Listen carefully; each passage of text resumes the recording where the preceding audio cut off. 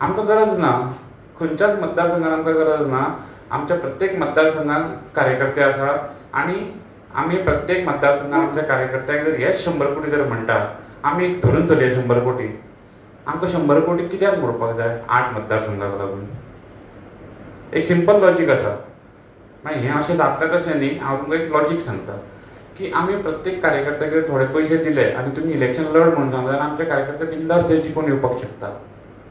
आमी 27 30 मतदारसंघ हे भारतीय जनता पक्ष मिनिमम जिखतलो अशें आमचे माननीय अध्यक्ष श्री दामू नाईक तशेंच आमचे माननीय मुख्यमंत्री डॉक्टर प्रमोद सावंत हांणी सांगिल्लें आसा.